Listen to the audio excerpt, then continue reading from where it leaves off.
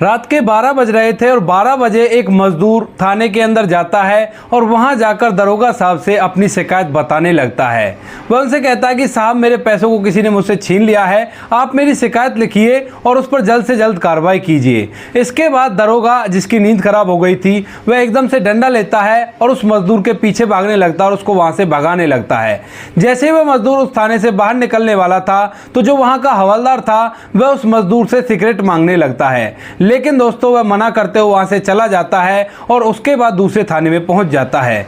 वहां जाने के बाद दूसरे थाने में वो इसी तरह से अपनी शिकायत लिखवाना चाहता है, लेकिन वहां पर जाने के बाद जो वहां के दरोगा थे वह उसका अच्छे से सहयोग करते हैं, उसको अपने साथ गाड़ी में बैठाते हैं और उस जगह पर ले जाते हैं जहां के लिए वो बता रहा था। वहां पे तहकीकात करने के बाद उसे वापस ले आते हैं और थाने में उसकी रिपोर्ट लिखवाई जाती है और लिखाने के बाद कह दिया जाता है कि अभी तो रात है, तुम सुबह सुबह आ जाना और तुम्हारी इस रिपोर्ट पर कार्रवाई की जाएगी। इसके बाद वह गरीब मजदूर वहां से चला जाता है। अगले ही दिन उन दोनों थानों के स्टाफ के साथ साथ उस डिस्ट्रिक्ट के सभी थानों के स्टाफ को एसपी साहब के यहां बुलाया जाता है। कौन था वह मजदूर और किस वजह से वह रात में शिकायत लिखवाने के लिए आया था, पूरी सच्चाई जानने के लिए वीडियो को अंत तक जरूर देखें। बिहार के एक डिस्ट्रिक्ट में नए नए एसपी साहब की ज्वाइनिंग हुई थी। जो एसपी साहब ज्वाइन हुए थे वे बड़े ईमानदार थे और मेहनती थे। अपने काम को मेहनत और ईमानदारी से करने पर विश्वास रखा करते थे, ना कि ऐसी उलझुल बातों पर ध्यान दिया करते थे। उसके बाद जैसे उनकी पोस्टिंग हुई थी तो पहला ही दिन था उनकी पोस्टिंग को। अब निरीक्षण करने के लिए वो अपनी एक टीम को बुलाते हैं और टीम को बुलाने के बाद वहां पर उनको हिदायत देते हैं कि जो काम मैं करने जा रहा हूं उसको सीक्रेट रखा जाए और किसी को भी इसके बारे में कानो कान खबर ना हो। इसके बाद टीम भी एकदम से अलर्ट मोड पर आ जाती है और एसपी साहब उनसे कहते हैं कि आज रात को मैं थानों में जाऊंगा और देखूंगा कि जो पुलिस वाले हैं वो आम आदमी के साथ किस तरह का व्यवहार करते हैं। इस बात को सुनकर पहले तो उनकी टीम थोड़ी सी हैरान होती है, लेकिन जब एसपी साहब पूरी बात के बारे में बताते हैं तो उन्हें समझ आ जाता है कि एसपी साहब आखिर करना क्या चाहते हैं। एसपी साहब ये जांच पड़ताल करना चाहते थे कि अगर आम व्यक्ति के साथ रात में कोई हादसा हो जाए और उसके बाद अगर वह थाने जाता है तो उसके साथ क्या क्या होगा और क्या क्या उसे सहन करना पड़ेगा। इसी चीज को लेकर वे प्लान बनाते हैं और प्लान के तहत साधारण मजदूर का भेष धर लेते हैं। साधारण से कपड़े पहन लिए थे। साधारण से कपड़े पहनने के बाद एक गमछा ले लिया था और गमछा लेने के बाद अपनी टीम के साथ बैठ गए थे। धीरे धीरे समय होता है रात के 12 बजे का और रात के 12 बजे एसपी साहब अपनी टीम के साथ एक थाने के बाहर पहुंच जाते हैं। उन्होंने अपनी पूरी टीम को थाने से थोड़ी दूर रोक दिया था और वहां से उतरने के बाद वो पैदल पैदल थाने की तरफ जाने लगते हैं। सुनसान माहौल था, कोई भी व्यक्ति वहां पर नहीं था और ना ही कोई वाहन इधर से उधर जा रहा था। रात का समय था दोस्तों। तो रात के समय एसपी साहब उस थाने के अंदर एंट्री करते हैं। अब जैसे ही वो थाने के अंदर घुसे थे तो एकदम से जो वहां पर हवलदार था उसकी आंख खुल जाती है। आंख खुलने के बाद एकदम वो उस मजदूर से चिल्लाने लगते हैं, कहते हैं कि अबे कौन हो तुम, कहीं नशा करके इस चौकी के अंदर तो नहीं आ गए। लेकिन तभी जो एसपी साहब थे, जो मजदूर के भेष में थे, वह उससे हाथ जोड़कर कहने लगते हैं कि मालिक, हमारे साथ गलत हो गया है और हम चाहते हैं कि आप हमारी शिकायत लिखें और उन लोगों पर सख्त से सख्त कार्रवाई की जाए। उसके बाद हवलदार उसकी तरफ गुस्से भरी निगाहों से देखता है और कहता है कि क्या गलत हो गया तुम्हारे साथ जो इतनी रात में तुम हमारी नींद खराब करने के लिए आ गए।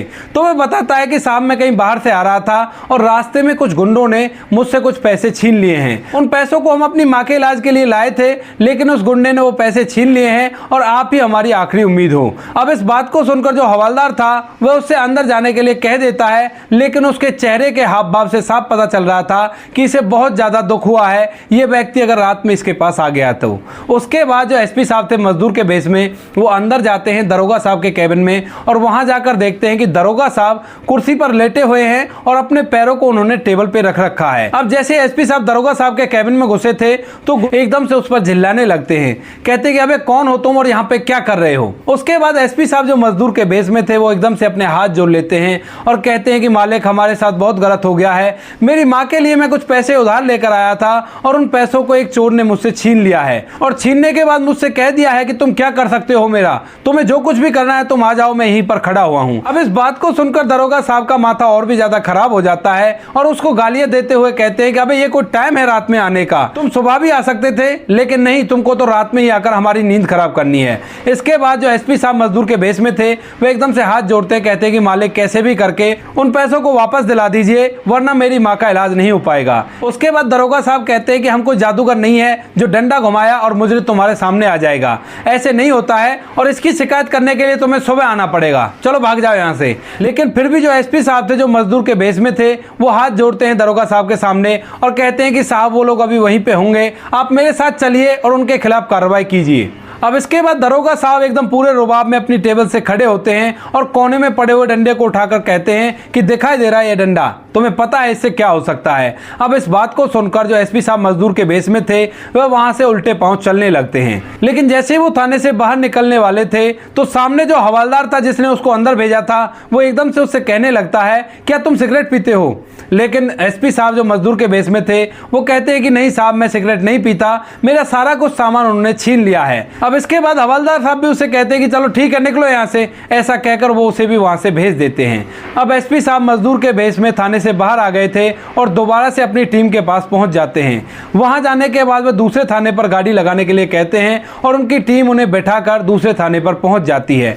दूसरे थाने में उतरते ही वह इन लोगों से भी ऐसी दरख्वास्त करते हैं, कहते हैं कि साहब मेरी माँ के इलाज के पैसे थे और वो लोगों ने उन पैसों को छीन लिया है और वो लोग अभी वहीं पर खड़े हैं। उन्होंने मुझसे कहा है कि तुझसे जो भी होता है वो करके दिखा देना हमारा। अब जो दूसरे थाने के दरोगा थे वो इस बात को सुनकर फौरन से एक्शन में आते हैं और अपने साथ कुछ और पुलिस वालों को लेते हैं और उस व्यक्ति को भी अपने साथ गाड़ी में बिठाते हैं और बताई गई जगह पर वो पहुंच जाते हैं। लेकिन वहां जाने पर उन्हें कोई भी नहीं दिखाई देता है। तो इसके बाद दरोगा साहब उस मजदूर को लेकर सीधा थाने आते हैं और थाने आने के बाद तसल्ली पूर्वक उसकी रिपोर्ट लिखी जाती है और उसे अच्छी तरह से संतुष्ट किया जाता है कि आपकी रिपोर्ट लिख ली गई है और कल सुबह इस पे सख्त से सख्त कार्रवाई की जाएगी।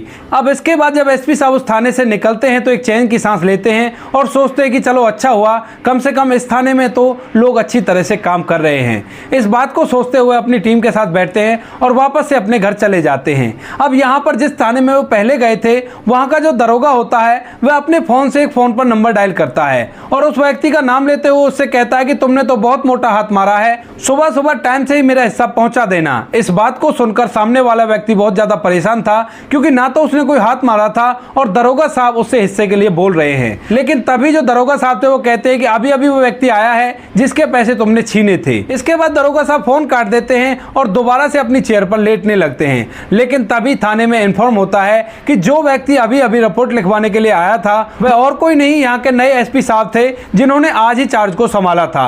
अब इस बात को सुनकर दरोगा साहब की बहुत ही ज्यादा हालत खराब हो जाती है और बाहर वाला जो हवलदार था उसे इस बात के बारे में पता चलता है तो वो अपने सर को नीचे कर लेता है और मन ही मन बहुत सारे विचारों में डूब जाता है। धीरे धीरे सुबह होती है और सुबह के टाइम में उस डिस्ट्रिक्ट के सभी पुलिस थानों की एक मीटिंग रखी गई थी एसपी साहब के यहाँ पर।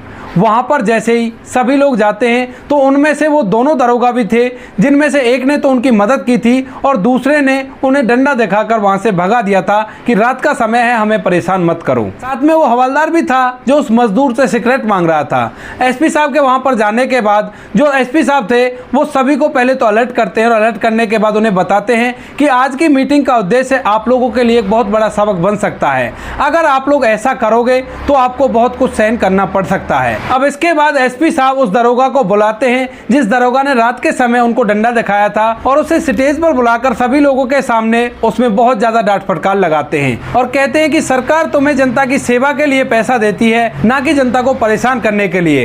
रात के समय अगर तुम्हारे पास ऐसे कोई व्यक्ति आ जाए तो आप लोगों को उसके साथ ऐसा नहीं करना चाहिए, आपको अच्छे से उसका सहयोग करना चाहिए। बस एक यही कारण है जिस कारण की वजह से पुलिस को बुरा माना जाता है। लोग हम पर विश्वास नहीं करते और लोग पुलिस को देखकर डरने लगे हैं। तुम जैसे चंद लोगों ने हमारे डिपार्टमेंट को बदनाम कर दिया है। अब उस दरोगा साहब को ये तो पता था कि मेरे पास ये आए थे, लेकिन ये नहीं पता था कि एसपी साहब दूसरे थाने में भी गए थे और वहां पर उनके साथ अच्छा सलूक किया गया था। उसके बाद दरोगा साहब नीचे की तरफ सर कर लेता है और एसपी साहब से माफी मांगने लगता है। कहता है कि हुजूर माफ कर दो, बहुत बड़ी गलती हो गई और आगे से ऐसा कुछ भी आपको देखने को नहीं मिलेगा। एसपी साहब जो नेक और ईमानदार थे वह भी उसको माफ कर देते हैं। कहते हैं कि ये पहली और आखिरी गलती है जो मेरे सामने तुमसे हो गई, लेकिन इससे आगे कभी भी अगर मैंने ऐसा कुछ सुना तो उसके बाद देख लेना तुम्हारी खैर नहीं है। इसके बाद एसपी साहब उस दरोगा को बुलाते हैं जिस दरोगा ने उनके साथ चलकर मौका वारदात पर वो जगह देखी थी और उनको अपने साथ लेकर वहां पर गए थे। वहां पर जाने के बाद देखा था और वापस आने के बाद उनकी अच्छी तरह से रिपोर्ट लिखी थी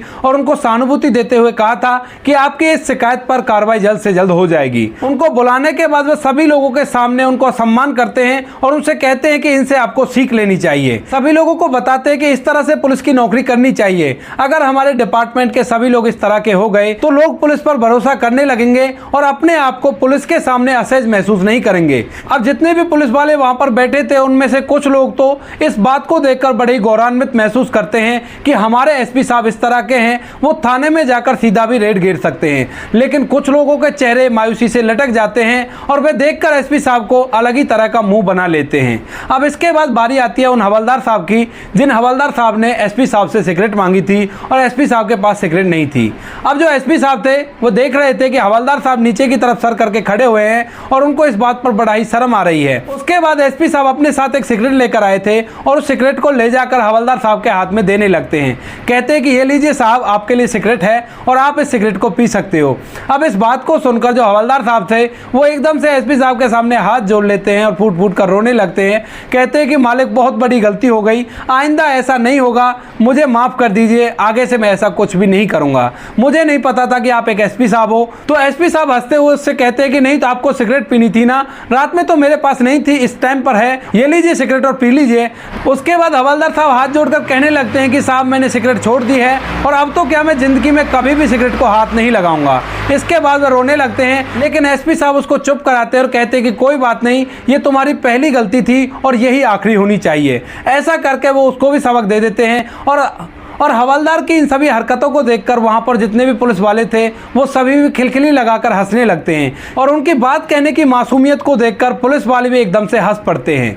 अब इसके बाद एसपी साहब स्टेज पर जाते हैं और वहां जाने के बाद सबको सख्त से सख्त हिदायत देते हैं कि ऐसा बिल्कुल भी नहीं होना चाहिए। अगर ऐसा मुझे किसी भी थाने में होता हुआ दिखाई दिया तो फिर देख लेना, मुझसे बुरा कोई भी नहीं होगा। और ये मत सोचना कि मैं आगे से ऐसा कुछ नहीं करूंगा। भले ही मैं ना जा सकूं लेकिन मैं अपने कुछ आदमियों को भेज सकता हूं रात के समय, दिन के समय थाने में ये जांचने के लिए कि काम अच्छी तरह से हो रहा है या नहीं हो रहा। अगर तुम लोगों ने इसी तरह का रवैया रखा तो फिर तुम्हारे साथ भी सख्त से सख्त कार्रवाई की जाएगी और उस बात को अच्छी तरह से संज्ञान में लिया जाएगा। अब इसके बाद सभी पुलिस वाले इस बात को देखकर अलर्ट हो जाते हैं, इस चीज के लिए तैयार रहते हैं कि एसपी साहब कभी भी मजदूर का भेष बना सकते हैं। और उसके बाद भी उन्होंने कहा था कि मैं अपने किसी आदमी को भी भेज सकता हूं, तो हो सकता है कि जो सामने वाला बंदा रिपोर्ट लिखवाने आया है वो उन्हीं का आदमी हो। तो इसी डर के कारण सभी लोगों की अच्छी तरह से शिकायतें सुनी जाती हैं और उन पर अच्छे से अमल किया जाता है। तो दोस्तों ये थी कहानी एक ईमानदार और अच्छे एसपी साहब की। आप क्या कहना चाहते हो अच्छे एसपी साहब के बारे में और आप क्या कहना चाहते हो उस बुरे दरोगा के बारे में?